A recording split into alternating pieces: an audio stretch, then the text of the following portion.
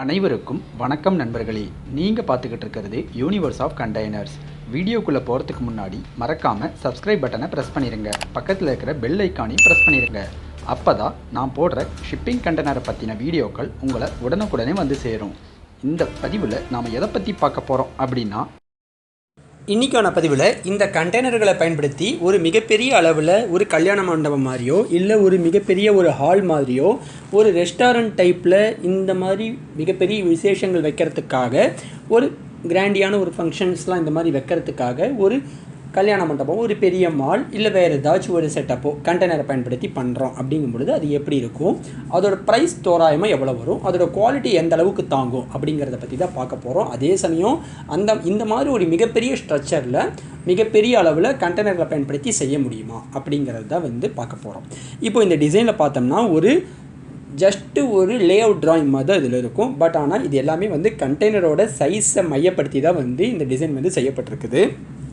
இப்போ இதில் பார்த்தீங்கன்னா உங்களுக்கு தெரியும், ஒரு சைடு வேல டோட்டலாகவே உங்களுக்கு ஒரு நிறைய விண்டோஸ் ப்ளஸ் உள்ளே பார்த்தீங்கன்னா நிறையா சேர்ஸ் இருக்கிற மாதிரியே இருக்கும்.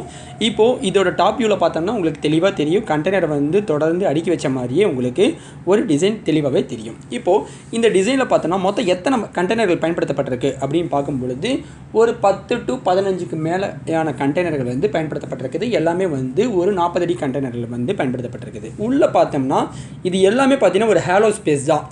இந்த கண்டெய்னர் உள்ள எல்லாமே மெயினாக பண்ணியிருக்கிறது ஒரு மிகப்பெரிய ஒரு டிஃபிகல்ட்டான ஒரு ஸ்ட்ரக்சரல் ஃபேப்ரிகேஷன் ஒர்க் எதுவுமே இல்லாமல் ஒரு சிம்பிளான கட் அவுட் மட்டும் எடுத்துகிட்டு விண்டோவுக்கான கட் அவுட் ப்ளஸ் டோருக்கான கட் அவுட் மட்டும் எடுத்துகிட்டு உள்ளே எல்லாமே ஃபர்னிஷிங் பண்ணியிருக்கு, அதாவது இன்டீரியர் ஃபினிஷ் பண்ணியிருக்கு. அந்த மாதிரியான ஒரு டிசைன் தான் இது. இப்போ இந்த மாதிரியான கண்டெய்னர்களை நாம் ஸ்டாகிங், அதாவது ஒன்றுக்கு மேலே ஒன்று பண்ண முடியுமா அப்படின்னு கேட்டோம்னா அது அந்த அளவுக்கு அட்வைசபிளாக இருக்காதுங்க. ஏன்னா இப்போது நீங்கள் ஒன்றுக்கு மேற்பட்ட கண்டெய்னர்களை நீங்கள் ஒன்றுக்கு மேலே ஒன்று வச்சு இந்த மாதிரி ஒரு மிகப்பெரிய அளவில் ஒரு ஹால் மாதிரி நீங்கள் ஒன்று பண்ணும் பொழுது அதுக்கு நிறையா ஸ்ட்ரக்சரல் மெம்பர்ஸ் தேவைப்படும். நிறையா ஐபிஎம் கீழே பிடி இறக்கி டோட்டலாக நீங்கள் இந்த பிஇபி எரெக்ஷன், அதாவது ப்ரீ எரெக்டட் பில்டிங் எரெக்ஷன் டைப்பில் நீங்கள் போகிற மாதிரி இருக்கும். அதுக்கு நீங்கள் டைரெக்டாகவே அந்த டைப்புக்கு போயிடலாம். ஸோ கண்டெய்னருக்கு போக தேவையில்லை. நீங்கள் ஜஸ்ட்டு ஃப்ளோரில் மட்டும் தான் பண்ணுறீங்க அப்படிங்கும் பொழுது நம்ம இந்த மாதிரி கண்டெய்னரில் பயன்படுத்தலாம். அதே சமயம் செலவும் கம்மியாகும். இப்போ ஃப்ளோர் மட்டும் எப்படின்னா, இப்போ நீங்கள் தலை மட்டும் கீழே சரி பண்ணிட்டீங்க, கான்க்ரீட் மட்டும் நீங்கள் ஒரு 2 இன்ச்சுக்கு டோட்டலாகவே போட்டிங்க, இடம் உங்களுக்கு நல்லா இருக்குது, நீங்கள் எந்த பேஸ் எடுக்க தேவையில்லை, எதுவும் பண்ண தேவையில்லை, நீங்கள் டோட்டலாக சமதளமாக நிலத்தை மட்டும் ரெடி பண்ணிவிட்டு அதுக்கு மேலே ஒரு 2 இன்ச்சு கான்க்ரீட் ஃபுல்லாகவே போட்டுட்டு அதை க்யூரிங் ஆனதுக்கப்புறம் அதுக்கு மேலே கண்டெய்னரை கொண்டு நீங்கள் டைரெக்டாகவும் வைக்கலாம். இல்லையா நீங்கள் ஒரு கீழே ஏதாவது ஒரு அடி கேப்புக்கு கான்க்ரீட் பிட் வச்சும் நீங்கள் வைக்கலாம். இப்போ இந்த மாதிரியான கண்டெய்னர்களை ஒன்றுக்கு பக்கத்தில் ஒன்று வைக்கிறோம். அதோட இன்டீரியர் எல்லாமே பார்த்தோம்னா இன்டீரியர் லைட்டிங், எலக்ட்ரிக்கல் ஒர்க் மட்டும்தான் நம்ம பண்ண போகிறோம். இந்த 2 கண்டெய்னரை கனெக்ட் பண்ணுறதுக்கான வேலை எல்லாமே பார்த்தோம்னா இது எல்லாமே ஃபஸ்ட்டு கண்டெய்னரை ஒன்று பக்கத்தில் ஒன்று வச்சிடறோம்.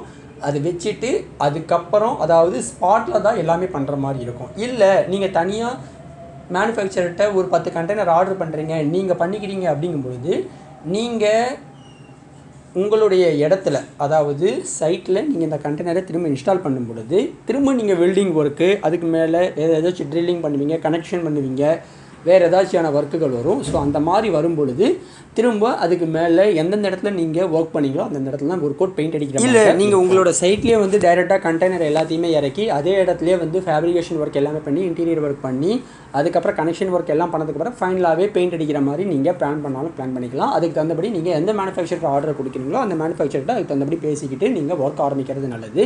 இப்போ இந்த மாதிரியான கண்டெய்னர்கள் மிகப்பெரிய அளவில் நம்ம பண்ணுறதுக்கு பாசிபிலிட்டி இருக்குது, கண்டிப்பாக முடியும். இப்போ இது எந்த அளவுக்கு குவாலிட்டியாக இருக்கும் அப்படின்னு பார்த்தோம்னா, உங்களுக்கு ஒரு கல்யாண மண்டபம் கட்டி அதோட லைஃப்க்கும் இந்த மாதிரி கண்டெய்னருக்கும் நீங்கள் பார்த்தீங்கன்னா கண்டிப்பாக லைஃப் டிஃப்ரென்ஸ் இருக்குங்க.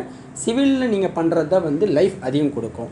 இந்த கண்டெய்னரான செட்டப்பில் போடுறது பார்த்தீங்கன்னா உங்களுக்கு ஒரு 10 to 30 இயர்ஸ் உங்களுக்கு ஏன்னா ஒன்றுக்கு மேற்பட்ட கண்டெய்னர்களை நீங்கள் பண்ணும்பொழுது சரியாக பராமரிக்கணும். ஸோ உங்களுக்கு பராமரிப்பு இருந்துச்சு, நீங்கள் கரெக்டாக மெயின்டைன் பண்ணுவீங்க, மேனுஃபேக்சர் ரெக்கமெண்ட் பண்ணுற மாதிரி நீங்கள் மெயின்டெனன்ஸ் பண்ணுவீங்க அப்படிங்கும் பொழுது கண்டிப்பாக உங்களுக்கு ஒரு 50 இயர்ஸ் வரைக்கும் தாராளமாக வரும். அது பார்த்தீங்கன்னா உங்களுக்கு ஒரு மினிமம் பட்ஜெட்டில் இப்போ நீங்கள் ஒரு கல்யாண மண்டபம் கட்டுறீங்க அப்படிங்கும் பொழுது கண்டிப்பாக ஒரு குறைஞ்சபட்சம் ஒரு 80 to 80 லட்சத்துலேருந்து ஒரு 100 லட்சம் வரைக்கும் ஆயிரும். பட் ஆனால் இந்த மாதிரியான கண்டெய்னரை பயன்படுத்தும் பொழுது அதிகபட்சம் நம்மளால் ஒரு 30 லட்சத்துலேயும் பண்ண முடியும். இதுபோல் மேலும் பல ஷிப்பிங் கண்டெய்னர்களை பற்றின சுவாரஸ்யமான தகவல்களை தெரிஞ்சுக்கணுன்னா சப்ஸ்கிரைப் பண்ணுங்கள், லைக் பண்ணுங்கள், ஷேர் பண்ணுங்கள், மறக்காமல் கமெண்ட் பண்ணுங்கள். நன்றி, வணக்கம்.